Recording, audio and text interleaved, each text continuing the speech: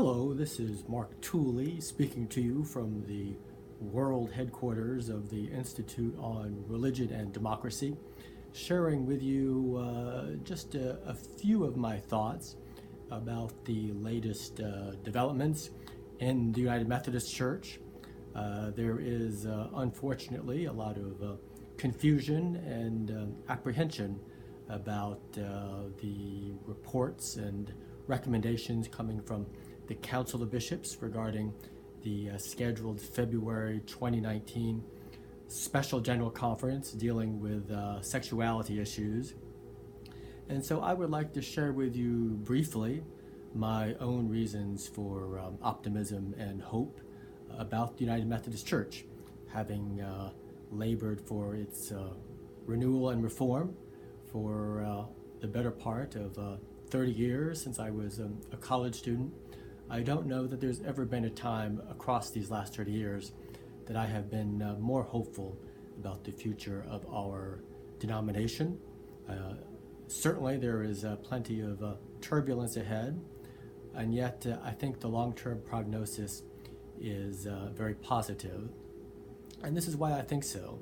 Our church is no longer a predominantly U.S. church. We're a global denomination, and over 40% of our membership is outside of America, mostly in Africa. Probably about half of the active attendance is outside of the U.S.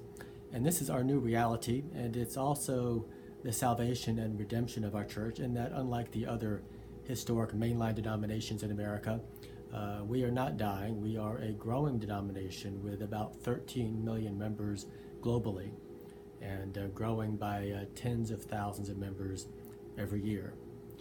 This new global reality for United Methodism means for the first time in many, many decades, there is decidedly a theologically orthodox majority who affirm traditional Christian teachings, who affirm traditional Wesleyan distinctives, and who affirm traditional biblical norms on marriage and sexuality.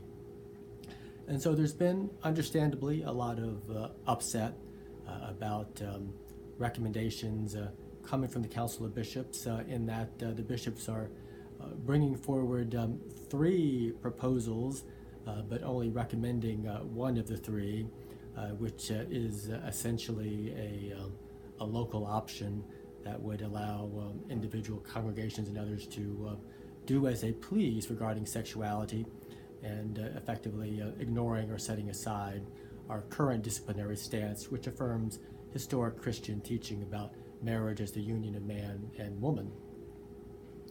The other proposal they're bringing forward would essentially set up 3 different churches within or under one umbrella, a conservative church, if you will, a liberal one, and a centrist one, with each of those 3 bubbles establishing their own standards on sexuality, but still operating under the framework of the United Methodist Church. And then the third proposal coming forward, which is encouraging to know about, affirms traditional teachings, would affirm the current church stance defining marriage as one man, one woman, and also likely, although not yet specified publicly, would provide for what could be called a gracious exit ramp for church dissidents who cannot in good conscience abide by the church's traditional teachings on sexuality. The recommendation the bishops are backing, or at least a majority of the bishops, in terms of a permissive attitude on sexuality, almost decidedly is dead on arrival and will go nowhere. It has not gone anywhere at previous general conferences, and no reason to think anything has changed. If anything, momentum is in the other direction. The proposal for a sort of a 3-ringed church, 3 bodies under the same umbrella, also very unlikely, and would seemingly require constitutional changes, requiring supermajorities to ratify, almost impossible.